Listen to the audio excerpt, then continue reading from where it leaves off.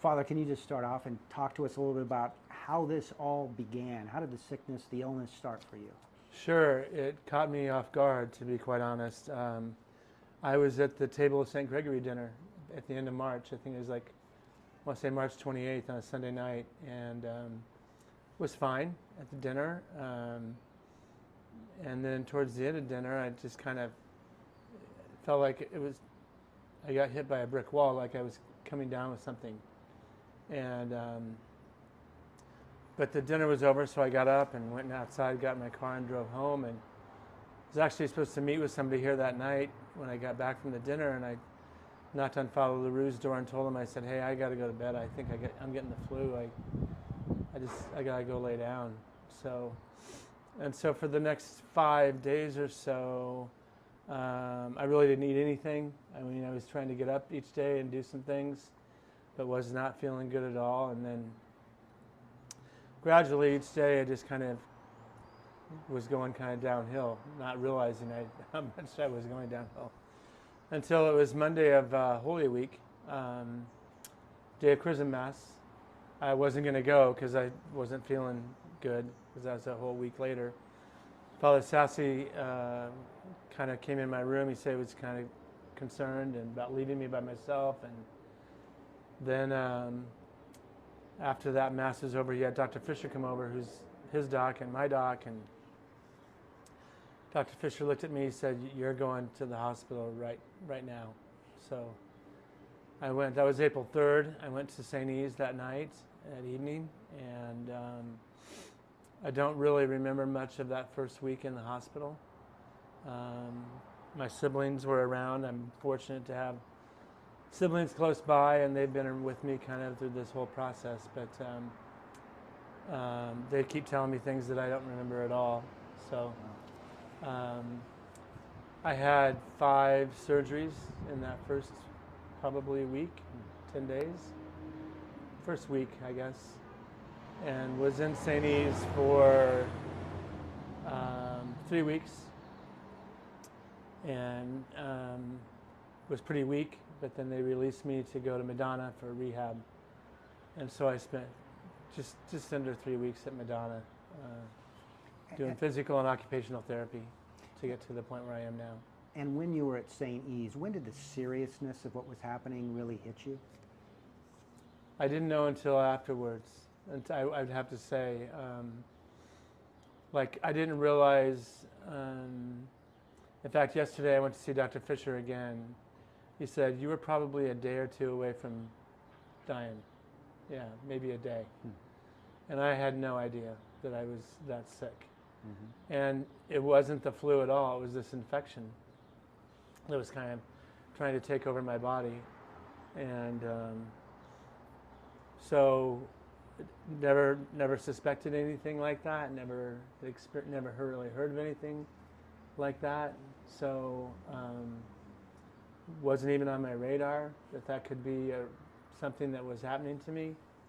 And so, yeah, Father Sassy, one of the things that kind of tipped him off, he said, you were starting to say things that weren't making sense, on Monday. So he's like, I knew we had to do something to get you out of here, get to the hospital. So the condition itself is pretty rare? He says it doesn't happen that frequently, no. That's what, according to the doctors. I had like 9 different doctors coming in and out of my room at St. E's. Infection, all these different docs were working on me. And it doesn't sound like it's that common, no. Yeah. It's interesting, yesterday I was getting my wounds changed at St. E's in the wound clinic, and they're telling me about, it's a public story now, the wrestler here at UNL who had a similar type of a thing, got an infection, ended up having several surgeries, and they're still treating him as well. But it's not that common that happens, I guess. So you went to Madonna, yeah. And that was, I heard you say, hard work. You called it tough love.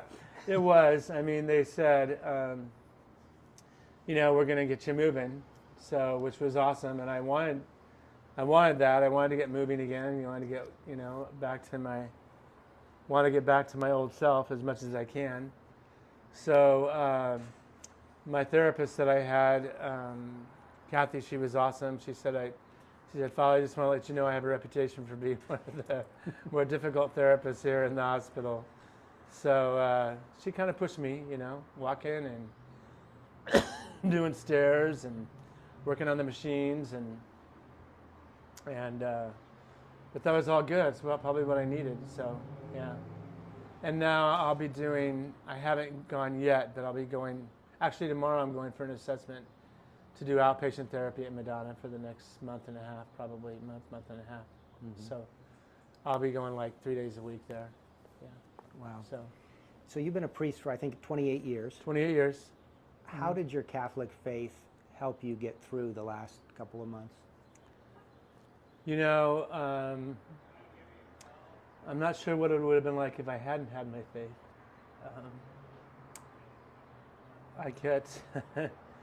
I start to get emotional when I talk about it because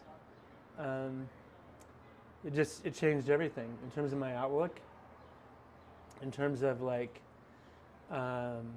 being able to stay positive. I don't think I ever felt like I fell into a slump of feeling sorry for myself.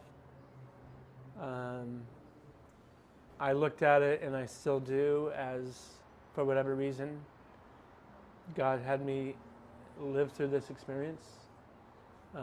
He didn't take me, so He's got something He wants me to do yet. So I'm not done here. I don't know. Figure out what that is. If it's yeah. So, anyway, if I hadn't had that perspective that comes obviously from faith, I think it probably would have been pretty easy to get discouraged and just kind of feel sorry for yourself. Like, why is this happening to me?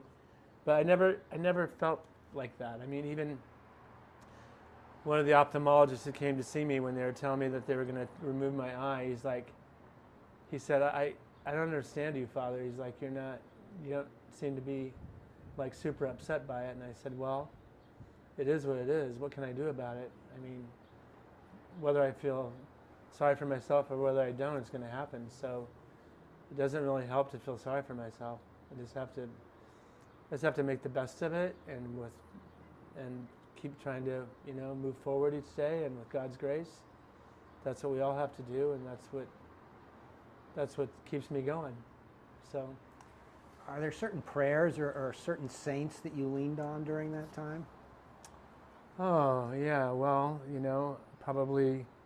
I mean, I have obviously a close bond with St. Thomas Aquinas, who's our patron here, because I've been here for so long, and praying to Thomas. The Blessed Mother, for sure. Without a doubt, the Blessed Mother, which was kind of also cool to be at Madonna, where you have all these images of the Blessed Mother statues around. And there's this big, I don't know if you've seen it, there's this huge painting I think it was Larry the Cable Guy's sister painted it, they told me. And it's really beautiful, and she has this kind of big mantle, and in the mantle are all these patients that have been at Madonna. Mm-hmm. Just every time I came out of my room to go to therapy, that huge painting was there. And I found that pretty inspirational, too. So, for sure, the Blessed Mother would be at the top, yeah. This might seem like a weird question, but in some kind of strange way, do you think all that you've been through will eventually make you a better priest? I hope so. Hope it doesn't make me a worse priest. Yeah, I think so. I mean, I think one of the things it has done for me, Dennis, is it has made me realize what's important more and what's not, what kind of just to let go of, not to worry about so much.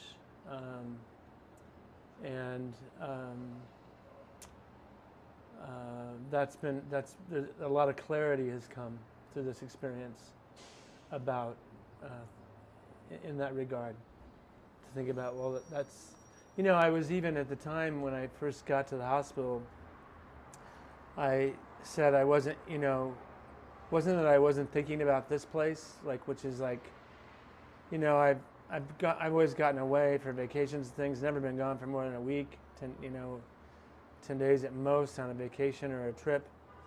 And so to be gone 6 weeks is a long time. And then so, you know, you just have to surrender. And like, I knew the right thing was to let Father Sassy just kind of, he has to take over. And I really wasn't worried about what was happening here. I really wasn't like, I knew it would be okay. I know who was here, taking care of things. Wouldn't have helped if I was worrying about it anyway, because there was nothing I could do about it, even if I wanted to. So it just kind of puts everything into focus pretty quickly. So I know you've got still a long road ahead of you, Yeah. and a lot of work, but is the prognosis is good? Prognosis is good. Yeah, I'm going to get this eye replaced. I will miss a toe. The doctor who did the surgery on my foot says, you know, there's a lot of people, Father, who walk around without a toe, big toe. You won't affect you that much. I should, in terms of movement, if I keep doing my therapy, should get back to moving pretty normal. Yeah, I shouldn't have that huge of an impact. I should be doing okay. That's great. Sounds like. Yeah, and so even with all these physical challenges, you're Yeah. also going through the transition of moving away from the Newman Center, Right. which has been your home for 25 years. Right. How difficult is that for you? Well, you know, in an odd way, Dennis, this whole experience has also been, I would say, helpful in that regard. I don't think that I was thinking about leaving much until, I probably wouldn't have thought about it that much until I actually left.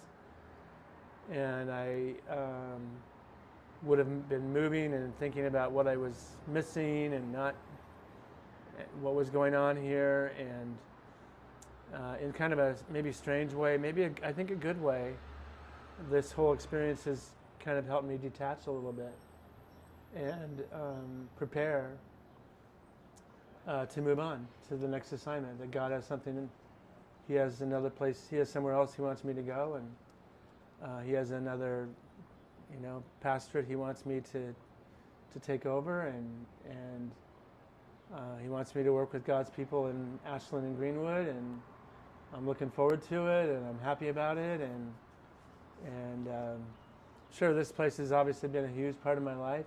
It will always be. I know it's going to be in good hands. I know it's like I'll never ever come back here and visit or anything. So it's all good. It's good. Yeah, I'm not worried about not being here, if you will.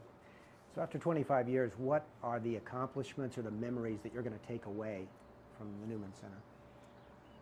Well, when I say this, I don't mean it to sound bad in the sense of like, you know, it was so many people, including my own life, had positive experiences here before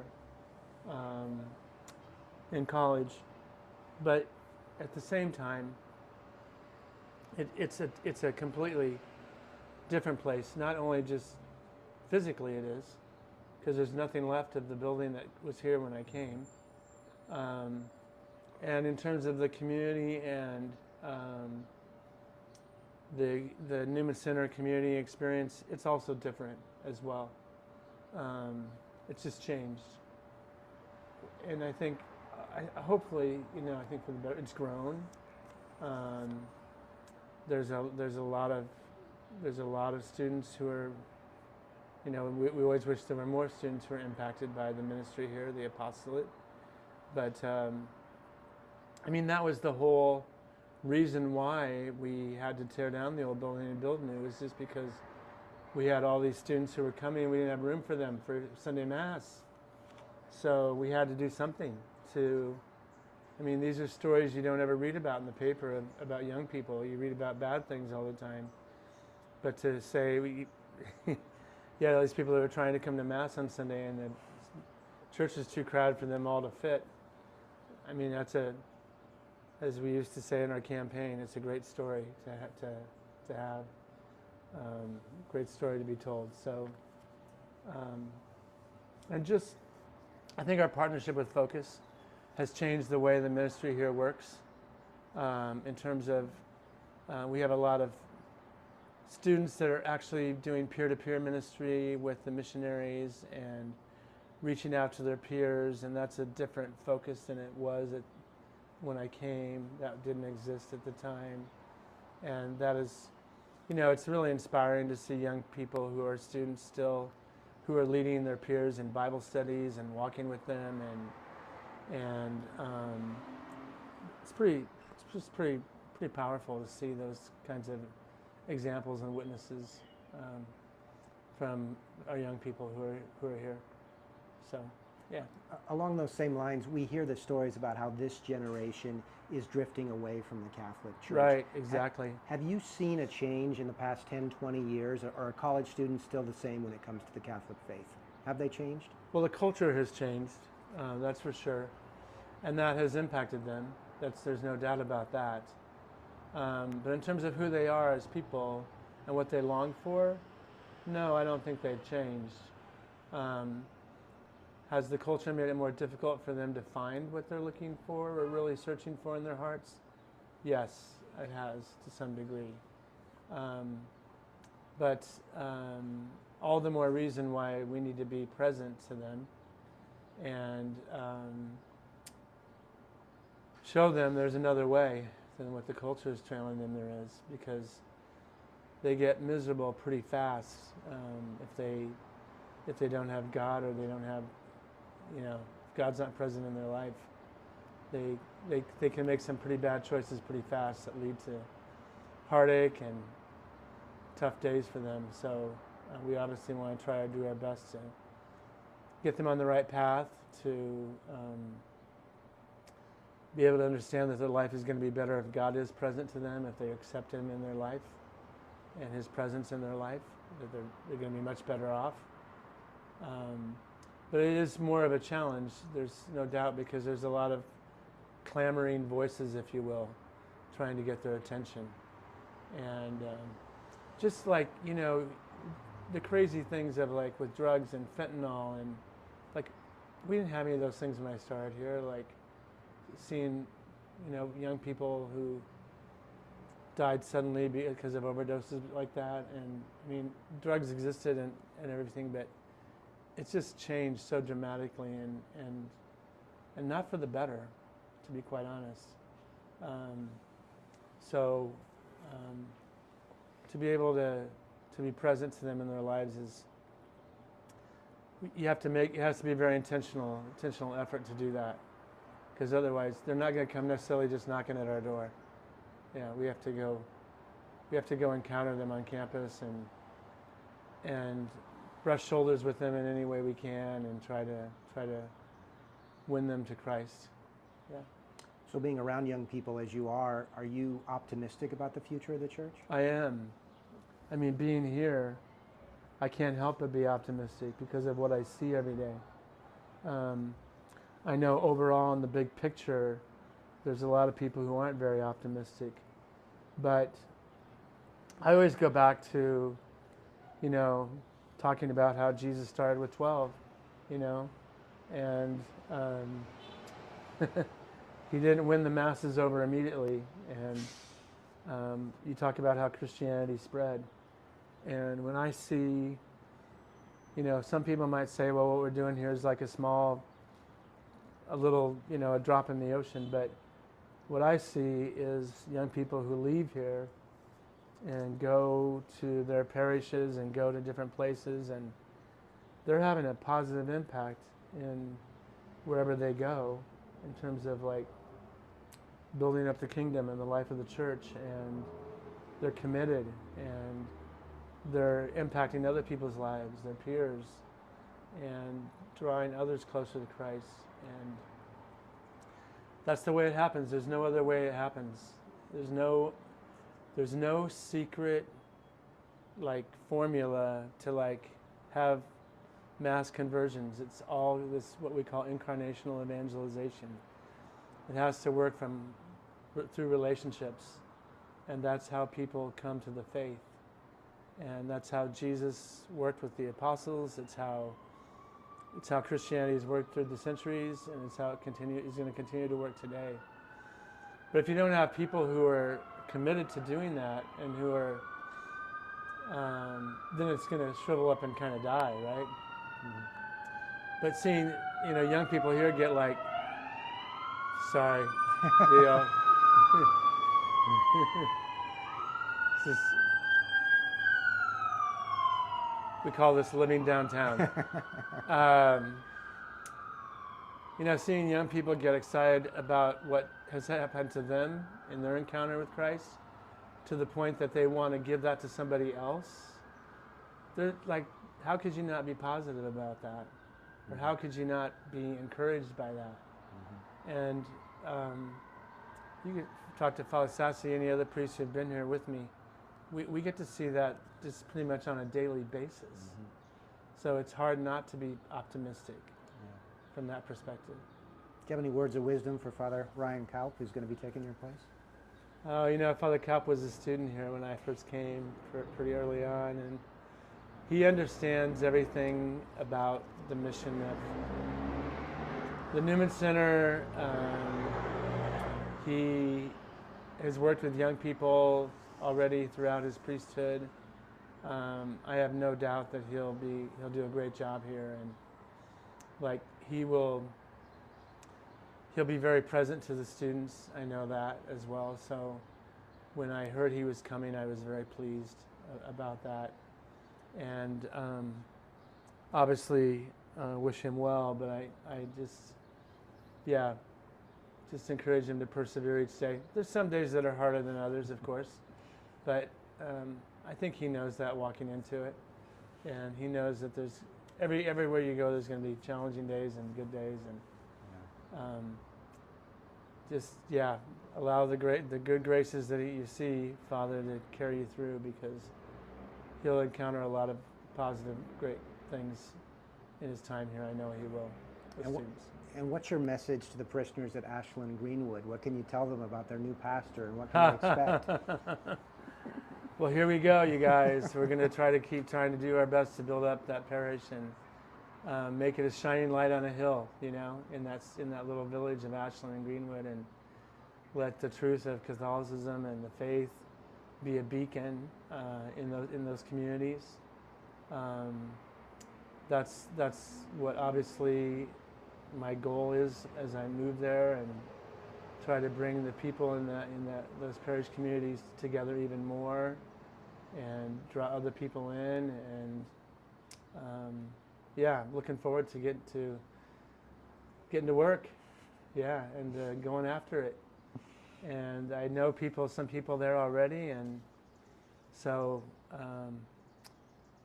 I'll go knocking on doors, whatever it takes. I'm coming your way, so get ready.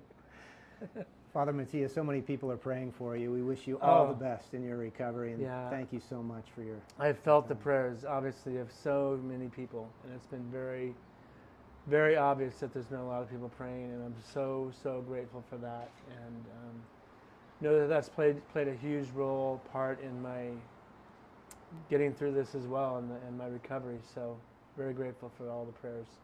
Thanks to everybody. Thank you.